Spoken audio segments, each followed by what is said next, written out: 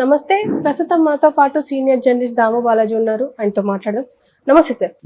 Sir, Rajesh Mahasena ఇవాళ ఒక video విడుదల చేశాడు. అందులో ఏంటంటే పవన్ కళ్యాణ్ని టార్గెట్ చేస్తూ, అంటే పవన్ కళ్యాణ్ని ఓడించకపోతే ఈ రాష్ట్రానికే ప్రమాదకరం అని చెప్పేసి ఒక టైటిల్తో వీడియో రిలీజ్ చేశారు. అసలు ఎందుకు, అంటే ఆల్రెడీ పవన్ కళ్యాణ్ నుంచి విడిపోయి మళ్ళీ ఇప్పుడు ఆయనకి ఎందుకు టార్గెట్ చేశారంటారు? దాంట్లో ఏముందంటే పవన్ కళ్యాణ్కి మేము మద్దతు ఉపసంహరించుకుంటున్నాం. సో పవన్ కళ్యాణ్తో పోలిస్తే మా కమ్యూనిటీకి జగనే చాలా బెటరు, జగన్ కంటే కూడా చంద్రబాబు చాలా చాలా బెటరు. సో పవన్ కళ్యాణ్ అంటే మతాన్ని కులాన్ని ఉపయోగించుకుని రాజకీయాలు చేసే ఎవరినైనా కూడా ఓడించమని అంబేద్కర్ చెప్పాడు. సో అందుకని మేము పవన్ కళ్యాణ్ని ఓడించడానికి ప్రయత్నిస్తాం అనేది ఆయన బేసిక్గా ఎసెన్స్. సో ఇది ఎందుకు రాజేష్ ఇలా చేశాడు అనేది ఇప్పుడు చర్చ నడుస్తుంది. ఒకటి. రెండవది, రాజేష్కి అంత బలం ఉందా? రాజేష్ నిజంగా ఓడించగలడా? ఎవరినైనా గెలిపించగలడా, ఓడించగలడా? రాజేష్కు ఉన్న బలం ఎంత? రాజేష్ చెప్తే ఎంతమంది ఎవరికైనా ఓటు వేయడం కానీ లేకపోతే వేయకపోవడం కానీ చేస్తారు? ఈ విషయాలు ఇంపార్టెంట్. మామూలుగా అయితే మహాసేన రాజేష్ యూట్యూబ్ ఛానల్ నుంచి సోషల్ మీడియా నుంచి పాపులర్ అయ్యాడు. ప్రజల్లో ఉద్యమాలు చేసి పాపులర్ కాల. అంటే సోషల్ మీడియా వచ్చినాక చాలామంది ఇలాగా దళిత కమ్యూనిటీలో నుంచి కానీ లేదా వేరే స్థాయిలో నుంచి కానీ అయిన వాళ్ళు ఉన్నారు. ఫర్ ఎగ్జాంపుల్ మనకి బర్రెలక్క ఇక్కడ, ఆమె కూడా సోషల్ మీడియా తప్ప ప్రజల్లో ఆమె ఏ రకమైన ఉద్యమాలు చేయలేదు ఎప్పుడు. సో ఏమి చేయకపోయినా సోషల్ మీడియాల ద్వారా కూడా పాపులర్ అయ్యి లీడర్లు అయిన సందర్భాలు ఉన్నాయి. అలాంటి ఛాన్స్ ఇవాళ ఉంది. ఇంతకుముందు అంటే ప్రజా ఉద్యమాలు చాలా కాలం చేస్తే కానీ ఒక లీడర్షిప్ ఎవాల్వ్ అవ్వదు. ఇవాళ అదేం అవసరం లేదు. ఇంట్లో కూర్చొని మనం వీడియోలో మాట్లాడుతూ కూడా పాపులర్ అయిపోవచ్చు, లీడర్లు అయిపోవచ్చు, అన్నీ అయిపోవచ్చు. సో అలాంటి ఎగ్జాంపుల్ గతంలో మా కత్తి మహేష్ అయ్యాడు. కత్తి మహేష్ కూడా అంతకుముందు తను ఏదో సినిమాలు చేసుకుంటూ మెల్లమెల్లగా తను పవన్ కళ్యాణ్ని తిట్టడమే తను చేసిన ఏకైక కాంట్రిబ్యూషన్ బిగినింగ్లో. అతను అప్పటి వరకు దాచిపెట్టుకున్న దళిత ఖడ్గాన్ని బయట తీసి తిప్పడం మొదలుపెట్టాడు. దాంతో ఒకసారిగా దళిత నాయకుడు అయిపోయాడు. అంతకుముందు వరకు అతను దళిత అనేది ఎక్కడ తీయలేదు. సో ఇలాగా వాళ్ళ అవసరాల నుంచి దళిత ఉద్యమాలకి రావడం. అంటే చాలామంది దళిత నాయకులు తర్వాత స్వార్థంగా మారి దళితులను ఉపయోగించుకున్న సందర్భాలు ఉన్నాయి. కొంతమంది తమ ప్రొటెక్షన్ కోసం, స్కిన్ సేవింగ్ కోసం దళితులు అవసరమయ్యి వచ్చిన వాళ్ళు ఉన్నారు.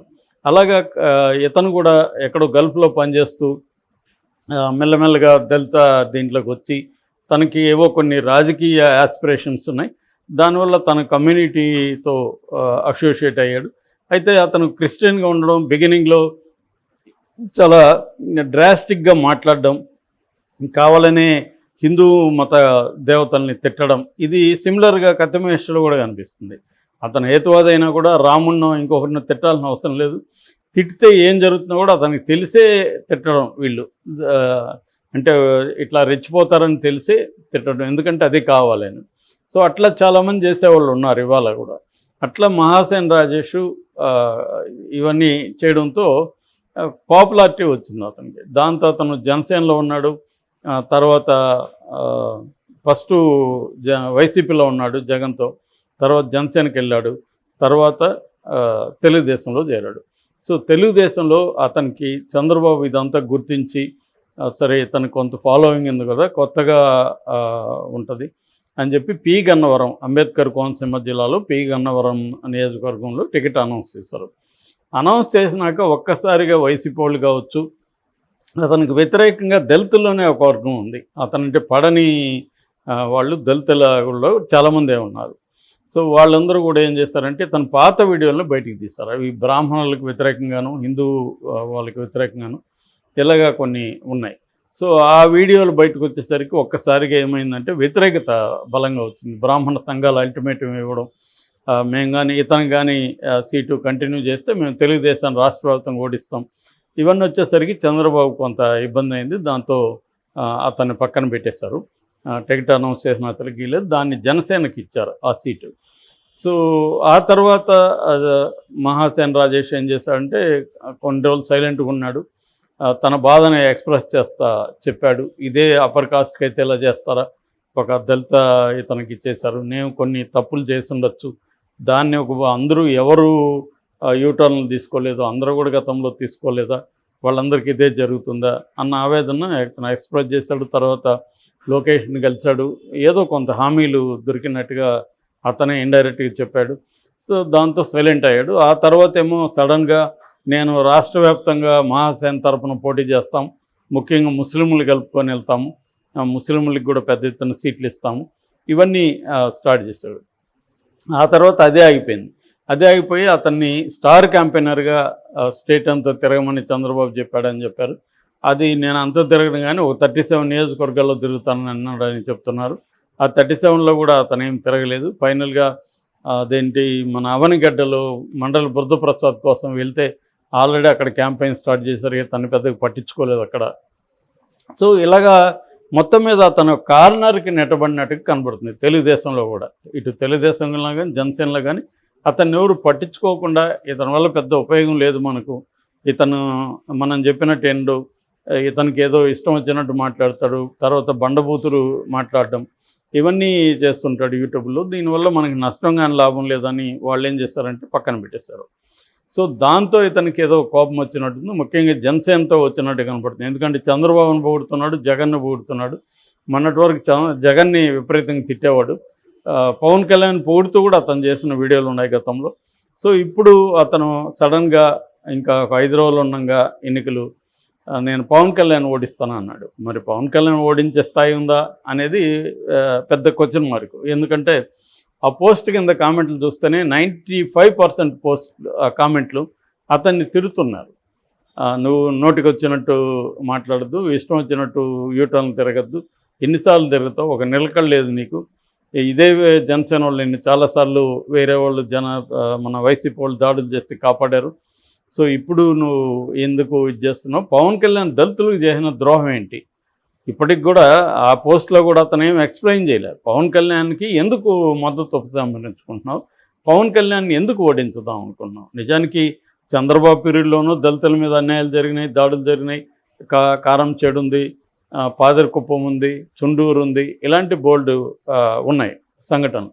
అట్లాగే జగన్ దీంట్లో కూడా సుధాకర్ రావు, డాక్టర్ సుధాకర్ కావచ్చు, తర్వాత బాడీని పార్సల్ చేసిన అతను ఎమ్మెల్సీన అతను కావచ్చు, తోట త్రిమూర్తులకి మధ్యనే 18 months జైలు శిక్ష కూడా పడింది, శిరోమండనం కేసు.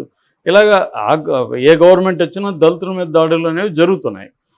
నిజానికి పవన్ కళ్యాణ్ అధికారంలోకి రాలేదు, అతని వల్ల అతను కానీ లేకపోతే అతని జన సైనికులు కానీ ఎక్కడ దళితుల మీద దాడులు చేసినట్టు కానీ దళితులకు అన్యాయం చేసినట్టు కానీ ఏమీ లేదు. ఒకటి ఏంటంటే గతంలో బీఎస్పీలో ఉండి మాయావతి కాళ్ళు మొక్కాడు, తర్వాత ఏమో ఇప్పుడు మోడీ కాళ్ళు మొక్కుతున్నాడు. సరే, అది జనసేన పవన్ కళ్యాణ్కు ఉండే ఒక లక్షణం. అతను ఎందుకంటే రాజకీయాల్లో తనంటూ ఒక యూనిక్ ఇది క్రియేట్ చేయలేకపోయాడు. సో అందువల్ల ఎవరితంటే వాళ్ళతో కలవడం, దానికి షిఫ్ట్ అవ్వడం జరుగుతుంది. అది అతను ఒక్కడే కాదు, ఇవాళ కామన్ అయిపోయింది. ఎందుకంటే ఏ పార్టీకి కూడా ఒక స్థిరమైన సైద్ధాంతిక భూమిక ఉండే పార్టీ ఏది లేదు, ఇంక్లూడింగ్ కమ్యూనిస్ట్ పార్టీలు. అందరూ కూడా అటు ఇటు జంప్ అవ్వడం అనేది చూస్తున్నాం మనం. సో అది అందరికీ వర్తిస్తుంది. ఇప్పుడు చంద్రబాబు ఉన్నాడు, ఆయన ఎన్ని కలవనోడు ఎవడున్నాడు, అందరితో కలుసు, ఒక జగన్తో తప్ప అందరితో కలుస్తున్నాడు అతను. సో అట్లా కేసీఆర్ అందరితో కలుస్తున్నాడు. సో ఇలాగా ఇవాళ ఏంటంటే దేశంలో చూసుకున్నప్పుడు అధికారం ఇంపార్టెంట్, గెలవడం ఇంపార్టెంట్ అనేది తప్ప ఏ రాజకీయ పార్టీకి కూడా బలమైన సైద్ధాంతిక భూమిక అనేది ఏమీ లేదు. చెప్పుకోవచ్చు కానీ ఆచరణలో చూస్తే ఏమీ లేవు, ఎవరెవరితోనే కలుస్తున్నారు. సో కాబట్టి పవన్ కళ్యాణ్ అలా మారడంలో అదేం విచిత్రం కాదు. సో ఈయన పవన్ కళ్యాణ్కి ఎందుకు మద్దతు ఉపసంహరించుకుంటున్నాను, ఎందుకు ఓడించాలనుకుంటున్నానో చెప్పలేదు మనకి. సో మనం ఊహిస్తే ఏమంటే మేబీ అతనికి ఏదో పొలిటికల్గా ఇబ్బందులు కలిగినట్టుంది, దానివల్ల మరి పవన్ కళ్యాణ్ ఓడిస్తానంటే ఏమన్నా నా దగ్గరికి వస్తారా అనేది ఏమన్నా కూడా ఉండొచ్చు. అంటే ఎప్పుడైనా కూడా మన బలం ఎంత అనే దాన్ని బట్టి అవతల వాళ్ళు మనతో బార్గెనింగ్ ఇది చేస్తారు. అదైతే ఏం కనిపించలేదు. అతను కూడా టిపికల్గా ఒక యాస్పిరెంట్గా తను ఏ పొలిటికల్ పార్టీ తనకి స్పేస్ ఇస్తుందో దాంట్లో ఎదగాలన్న ఆలోచన ఉన్నవాడు. సో మరి దానివల్ల చెప్పాడా, దానివల్ల ఏం జరగబోతుంది, అతను నిజంగా పిఠాపురంలో ఇతనికి ఏమి అనుచరుల వర్గం ఉంది, ఏం చేయగలడు అనేది చూడాలి మరి. Okay sir, thank you.